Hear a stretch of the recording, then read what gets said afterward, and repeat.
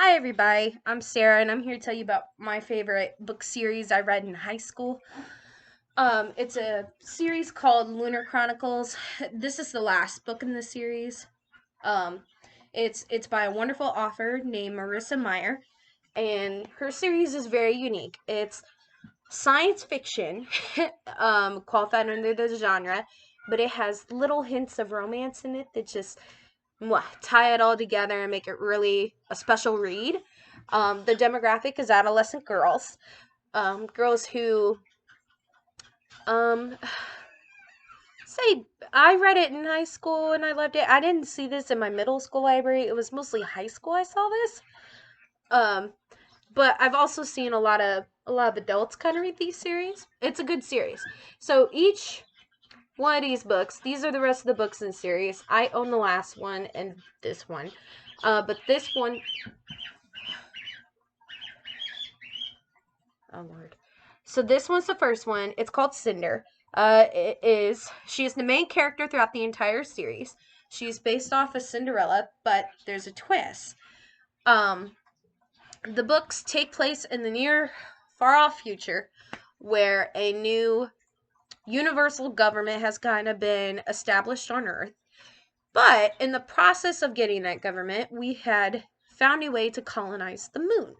The moon, ironically, wanted its independence from Earth. So they fought a long war and they eventually won their independence. Um, but Earth, it still has individual countries, but there is there is a government system that kind of ties all the countries under one set of rules that everyone managed to agree on. And then the moon declared its independence. They fought a war, the moon won. So then the moon set up its own government. It was meant to be a democracy, but it turned into a monarchy, um, which they had got their new queen, who ruled over the moon, turned it into more like a dictatorship. And how that whole story became is in one of the prequels, called Fairest, and it's a story about the supposedly evil queen. I have that one as well, and it's a very interesting read. Really makes you look into a lot of mental health issues and think about childhood trauma, but it's for a different day. But Cinder, who she is the main character of the overall arcing series. Cinder is not um, a typical fairy tale princess. First things first is she's an amputee. She's missing her right arm and her left leg. Not only that, but she had some implants in her head behind one of her eyes. I don't remember which one.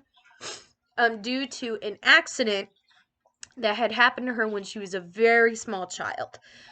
Which plays a much bigger twist later on in the story that I don't want to reveal because I want you to go ahead and read it. It's such a great book. But she was adopted by a man and brought into the family, and that man later on married this woman who had two daughters of her own. One was a little girl named Poppy. She was incredibly sweet and very kind to Cinder, and they were actually kind of close friends in the books. And the older sister, I do not remember her name. She wasn't that big of a character. And of course, the stepmother treats her horribly, makes her do chores. And on top of that, Cinder runs her own mechanic shop. She has her own little business. But unfortunately, the money she earns from that gets turned over to her stepmother. It's a law they have. And that money gets spent on the two other girls to make them look beautiful in order to go to the ball to meet the prince who's looking to marry.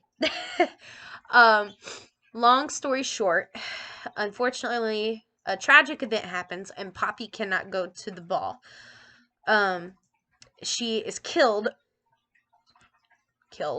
early on in the book due to a pandemic that is going on Earth that started on the moon but traveled its way to the Earth. The lunar people have developed an antibody against this virus, so they're good. But the earthen people, they're struggling. They're struggling to create a vaccine. They're struggling to find the proper antibodies to put into people. No human has really avoided this virus, But what ends up happening is Cinder takes her place. She goes to the ball. She loses her whole foot instead of her shoe, which is a common joke in the book is she doesn't wear shoes on that foot, but that foot is too small since her stepmom stepmom never really put the money into replacing that foot, so she still has the first robotic foot she got from when she was a child. And the prince ends up finding her robotic foot, tracking her down, tries to know her, she pushes him away, and he, there's some little disconnect there that puts a little love story together, so it's not as cut and dry as the Disney version. The Disney version where they fall in love and get married. But instead, Cinder finds out exactly why her sister caught the virus and she didn't. And I don't want to tell you why. It's a very big plot twist in the book. But long story short, she is arrested. She's taken to a hospital. They do a lot of tests on her, and they reveal a very interesting fact about her that changes the whole series. And from then on, she now has to go leave Earth, get on a rocket, and go to the moon. Unfortunately, I don't want to give away the whole ending of the story. That's as much detail as I think I can release. But I really loved this book in high school. Cinder was such a unique and interesting character. Besides the fact that she was a cyborg, she also has an android sidekick who has a very vibrant personality.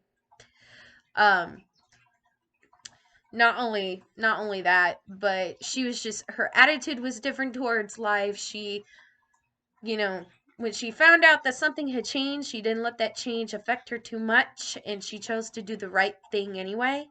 I related to this character because I felt kind of alone. I felt kind of different in high school. I felt kind of isolated, and reading this book kind of let me know, yes, you are different, but that does not mean you can't do something great with yourself. It was a good encouragement, this book was. So I really recommend for young adolescent girls who feel kind of different to read this book. It really makes every girl relate to the main character. It makes them feel kind of special and a little empowered. So, there you go. That's what my favorite read was in high school. It was about a cyborg character who has a lot more interesting things about her beyond that, but I don't want to give away the ending. So anyhow, thank you for listening. Have a good night.